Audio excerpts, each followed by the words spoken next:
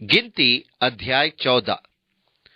अध्याय 14 में तब सारी मंडली चिल्ला उठी और रात भर वे लोग रोते ही रहे, और सब इसराइली मूसा और हारून पर बुड़बुड़ाने लगे। और सारी मंडली उनसे कहने लगी कि भला होता कि हम मिस्र ही में मर जाते, वह इस जंगल ही में मर जाते, और यहोवा हमको उस देश में ले जाकर क्यों तलवार से मरवाना चाहता है। हमारी स्त्रियां और बाल बच्चे तो लूट में चले जाएंगे। क्या हमारे लिए अच्छा नहीं कि हम मिस्र देश को लौट जाएं? फिर वे आपस में कहने लगे, आओ हम किसी को अपना प्रधान बना ले और मिस्र को लौट चले। और नून का पुत्र यहोशू और यूपन्ने का पुत्र कालेब, जो देश का भेद लेने वालों में से थे, अपने अपने वस्त्र फाड़कर इसराइलियों की सारी मंडली से कहने लगे कि जिस देश का भेद लेने को तुम इधर उधर घूमकर आए हैं, वो अत्यंत उत्तम देश है। यदि यहोवा हमसे प्रसन्न हो तो हमको उस देश में, जिसमें दूध और मधु की धाराएं बहती है, पहुंचाकर उसे हमें दे देगा। केवल इतना करो कि तुम यहोवा के विरुद्ध बलवा ना करो, और ना तो उस देश के लोगों से डरो, क्योंकि वे हमारे रोटी ठहरेंगे। छाया उनके ऊपर से हट गई है, और यहोवा हमारे संग है, उनसे ना डरो। तब सारी मंडली चिल्ला उठी कि इनको पत्थरवाह करो। तब यहोवा का तेज सब इसराइलियों पर प्रकाशमान हुआ। गिनती 14 का 1 से 4 पद और 6 से 10 पद। वे लोग यहोशू और कालेब को पत्थरवाह करना चाहते थे। इन लोगों की ये बड़ी दुखदाई चूक थी। लोग बुरी तरह हार गए। परमेश्वर उन्हें पूरी आशीषों के प्रवेश द्वार पर ले आया था, अर्थात भरपूरी और समृद्धि के जीवन के द्वार पर। सब कुछ वहां सामने ही रखा था। उन्हें बस प्रवेश करके उस पर अधिकार करना था, क्योंकि परमेश्वर प्रतिज्ञा कर चुका था, मैं वहां के निवासियों को तेरे सन्मुख से निकाल दूंगा। मैं तेरे सन्मुख ढांस भेजूंगा और वहां के निवासियों को निकाल दूंगा। तुम वहां जाकर देश को अपने अधिकार में कर लो।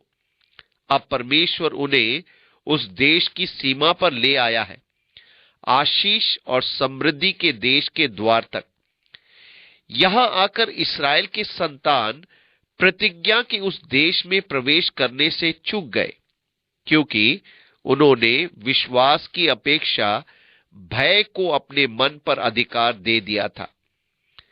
आप जब भी विश्वास के स्थान पर भय को शासन करने देते हैं, तब अविश्वास उत्पन्न हो जाता है, और ये अविश्वास आपको उन सब बातों से वंचित कर देता है जो परमेश्वर ने आपके लिए रखी हुई है और प्रतीक्षा में है कि आप उन्हें ले लें। आज बहुत से मसीही जन परमेश्वर द्वारा उनके लिए रखे हुए परिपूर्ण समृद्ध जीवन में प्रवेश करने से चूक गए हैं। उनका मसीह जीवन उतार चढ़ाव का है। एक दिन संपन्न तो दूसरा दिन आवश्यकताग्रस्त। आप नहीं जानते कि वे कब किस आत्मिक वृत्ति में हो। कभी वे ऊंचाइयों पर उड़ते हैं तो कभी भूमि पर भी रगड़ते हुए चलते हैं। उनका संपूर्ण मसीह अनुभव डामाडोल रहता है। उन्होंने आत्मा की भरपूर के उस जीवन में कभी प्रवेश नहीं किया है जो परमेश्वर अपनी संतानों में चाहता है। वे रोमियो की पत्री अध्याय 7 के संपूर्ण अनुभव में जी रहे हैं। उन्होंने अध्याय 8 में कभी प्रवेश नहीं किया है। उनका जीवन दैहिक लालसाओं के संघर्ष में लगातार उलझा रहता है।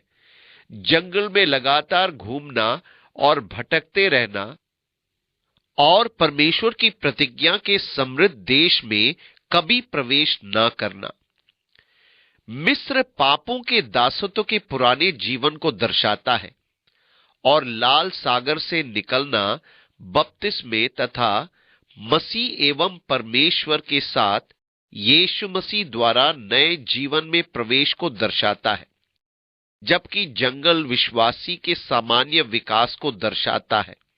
अतः प्रतिज्ञा का देश मसीह में आपको प्राप्त होने वाले परिपूर्ण एवं समृद्ध जीवन को दर्शाता है। दुर्भाग्य से हमारे भक्ति गीतों ने प्रतिज्ञा के देश को स्वर्ग में एक स्थान बना रखा है और यर्दन को मृत्यु। हमारे गीतों में मुझे घर ले जाने को आने वाला सुंदर रथ नीचे हो, मैंने यर्दन के पार क्या देखा, स्वर्गदूतों का दल मेरे पीछे चला आता है कि मुझे घर ले जाए। यर्दन नदी मृत्यु को दर्शाती है। मुझे यर्दन का ठंडा पानी अकेले पार करना पड़ेगा और तब मैं स्वर्ग में अर्थात परमेश्वर की महिमामय प्रतिज्ञाओं में प्रवेश करता हूं। नहीं, ऐसा नहीं है। इस्राएली यर्दन को पार करके प्रतिज्ञा के देश में प्रवेश कर गए थे, परंतु वे अभी भी युद्ध कर रहे थे, जबकि स्वर्ग में कोई युद्ध नहीं करना होगा। यर्दन पार करके प्रतिज्ञा किए हुए देश में आने के बाद भी वे एक दो बार ए देश में पराजित हुए थे। वे गिबोनियों के द्वारा हराए गए, परंतु स्वर्ग में आप ना तो हराए जाओगे और ना छले जाओगे। यर्दन पुराने मनुष्यत्व की मृत्यु को दर्शाता है, पुराने स्वभाव को। मसीह के साथ मेरी मृत्यु को दर्शाता है। प्रतिज्ञा का देश वो जीवन है जिसका मैं अब आत्मा में आनंद ले सकता हूं। आत्मा में जीवन बिताना और मसीह यीशु में विजय का अनुभव प्राप्त करना। जंगल में भी इस्राएलियों में युद्ध जीते थे, परंतु उन्हें स्थायी मूल्यों का कुछ भी नहीं प्राप्त हुआ था। जब उन्होंने प्रतिज्ञा के देश में प्रवेश करके उस पर अधिकार करना आरंभ किया, तब उन्हें लाभ मिलना आरंभ हुआ। अब वे संपदा के अधिकारी थे। ये दुखदाई बात है कि अनेक मसीही जन अपना संपूर्ण मसीही अनुभव जंगल में घूमते भटकते हुए बिताते हैं और इस प्रकार उनका मसीह जीवन लगातार दुखों को सहते रहने में बीतता है, मसीह आनंद में नहीं। परमेश्वर चाहता है कि आप समृद्धि और उसकी आशीष की भरपूरी का और उसके प्रेम का अनुभव करें जो आपके लिए रखे हुए हैं। परमेश्वर ने मसीह यीशु में और पवित्र आत्मा के द्वारा आपके लिए विजय का जीवन, आशीषों का जीवन, परिपूर्णता का जीवन उपलब्ध करा दिया है, परंतु अविश्वास ही के कारण अनेक विश्वासी उसमें प्रवेश करने से चूक जाते हैं। 10 भेदियों ने उन लोगों को भय-उत्तर कर दिया और जब यहोशू और कालेब ने लोगों को विश्वास के वचनों से उत्साहित करना चाहा, तो 10 भेदियों ने कहा, वहां तो दैत्य है, हम उनकी दृष्टि में टिड्डी के समान दिखाई पड़ते हैं। परंतु यहोशू और कालेब ने कहा, वे हमारी रोटी ठहरेंगे। तब उन भेदियों ने कहा, उन लोगों पर चढ़ाई करने की शक्ति हम में नहीं है। यहोशू और कालेब ने फिर उनसे कहा, हम इसी समय प्रवेश करें, हम इस योग्य हैं।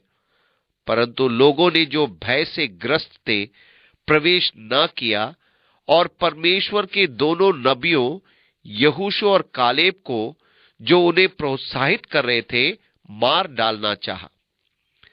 तब यहोवा ने मूसा से कहा, वे लोग कब तक मेरा तिरस्कार करते रहेंगे और मेरे सब आश्चर्य कर्म देखने पर भी कब तक मुझ पर विश्वास न करेंगे।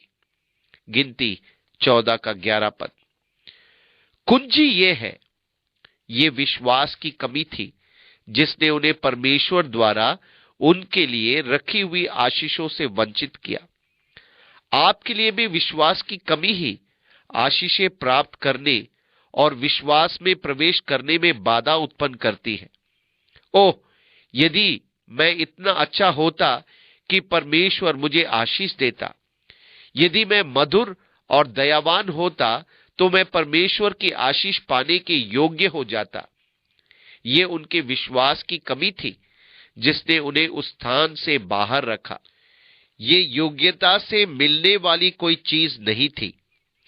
इसलिए परमेश्वर ने मूसा से कहा, खड़े रहकर देख, मैं उन्हें मिटा डालूंगा। मूसा ने लोगों के लिए मध्यस्थता की।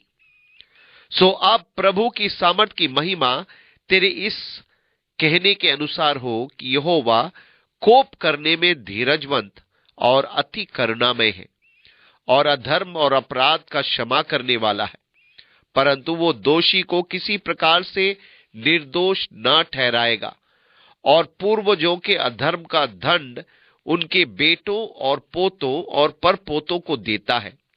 अब इन लोगों के अधर्म को अपनी बड़ी करुणा के अनुसार और जैसे तू मिस्र से लेकर यहां तक क्षमा करता रहा है, वैसे ही अब भी क्षमा कर दे। गिनती 14:17 से 19 पद। प्रभु, तू अब तक उनके साथ रहा है, आगे भी बना रहे। मिस्र से लेकर यहां तक क्षमा करता रहा है और वो और मूसा परमेश्वर को उसकी सहनशीलता और महान दया और क्षमाशीलता की याद दिलाता रहा है। अब भी क्षमा कर दे। यहोवा ने कहा, तेरी विनती के अनुसार मैं क्षमा करता हूं। गिनती 14:20। परमेश्वर उन्हें क्षमा प्रदान करना चाहता था। उसने मूसा की प्रार्थना का उत्तर दिया। मुझे ये पद बड़ा मन भावन लगता है। परंतु मेरे जीवन की शपथ, सचमुच सारी पृथ्वी यहोवा की महिमा से परिपूर्ण हो जाएगी। गिनती 14:21। परमेश्वर शपथ खाकर घोषणा करता है कि क्या होगा। मेरे जीवन की शपथ, सचमुच सारी पृथ्वी यहोवा की महिमा से परिपूर्ण हो जाएगी। मैं कठिनाई से प्रतीक्षा कर पाता हूं। वो दिन कितना महान होगा जिसकी घोषणा परमेश्वर ने शपथ खाकर की है। जब ऐसा होगा तब मैं अवश्य वहां होना चाहूंगा। मैं आशा करता हूं कि मैं वहां रहूंगा। मेरे पास परमेश्वर की प्रतिज्ञा है। कैसी महान आशा! सारी पृथ्वी उसकी महिमा से परिपूर्ण हो जाएगी। परमेश्वर ऐसा ही कर।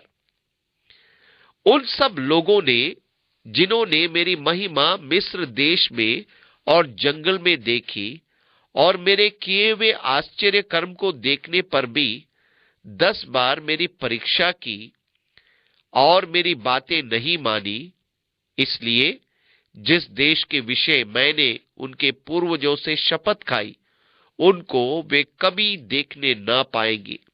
अर्थात जितनों ने मेरा अपमान किया है, उनमें से कोई भी उसे देखने ना पाएगा।